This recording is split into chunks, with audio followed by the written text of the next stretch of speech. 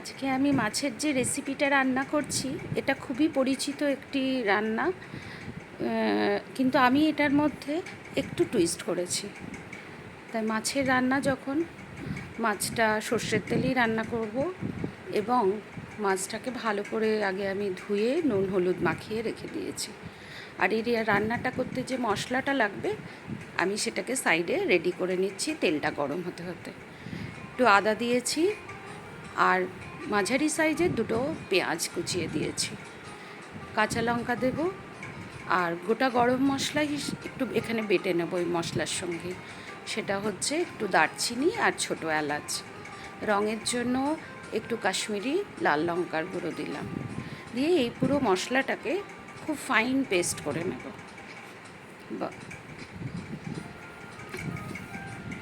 এদিকে আমার তেলও গরম হয়ে এসছে, মাছগুলোকে ভেজে নেব। এখানে মাছটা খুব কড়া করে ভাজবো না, কিন্তু মাছটাকে এখানে খুব হালকাভাবে ভাজবো, মানে জাস্ট সাঁতলে নেওয়া যেটাকে বলে। একটু গরম তেলে এপিট ওপিট করে নেব মাছটাকে। এই রান্নাটা মানে খেতে খুবই ভালো লাগে। আর মাছের প্রিপারেশান যখন, অবশ্যই সেটা ভাত দিয়ে তো মানে প্রথমেই আমাদের ভাতের কথাই মনে পড়ে, সাদা গরম ভাতের কথা। তবে এটা পোলাও ফ্রাইড রাইসের সঙ্গেও কিন্তু খেতে খুবই ভালো লাগে।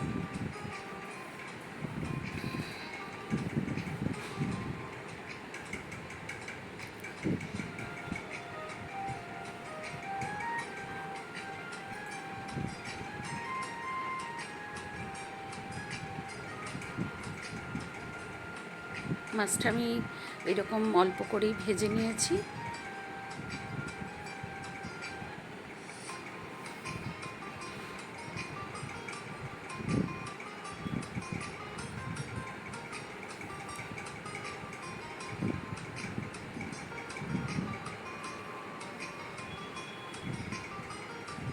এদিকে মশলাটাও আমার এই যে বাটা হয়ে গেছে, একদম মিহি পেস্ট করে নিয়েছি।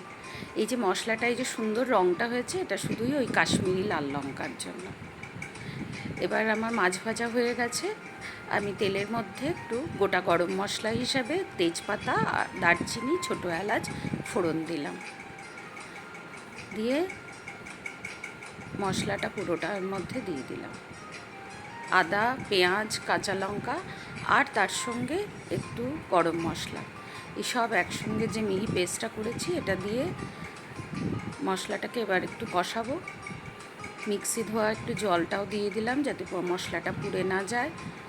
আর হলুদ গুঁড়ো দিচ্ছি আর স্বাদ মতো নুন। মশলাটাকে ভালো করে কষিয়ে নিতে হবে যতক্ষণে এই মশলার কাঁচা গন্ধটা চলে যায়। আদা, পেঁয়াজ, গরম সবেরই যে কাঁচা গন্ধটা সেটা যাতে চলে যায়, ততক্ষণ মশলাটাকে ভালো করে কষিয়ে নেব।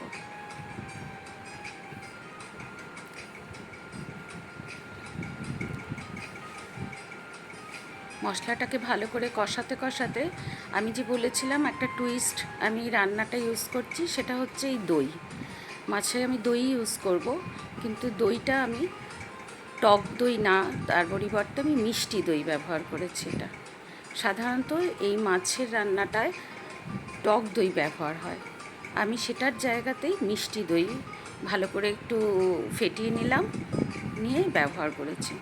আর দই দিয়ে বেশিক্ষণ রান্না করি না, কেননা অনেক সময় দেখা যায় বেশি এতে রান্না করলে কি হয়, দইটা ফেটে যেতে পারে।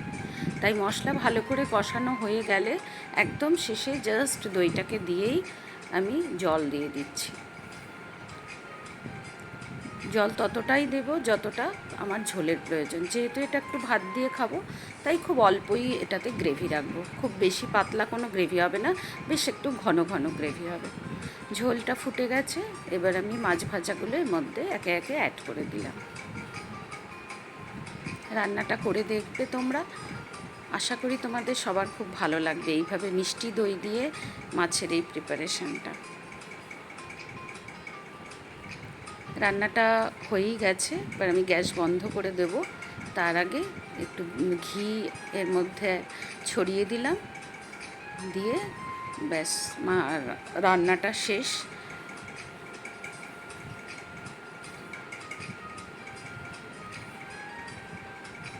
এটাকে করো তোমরা, এইভাবে মিষ্টি দই দিয়ে করে দেখো, জানিও আমাকে কেমন লাগলো। আশা করি এটা সবার খুব পছন্দ হবে তোমাদের।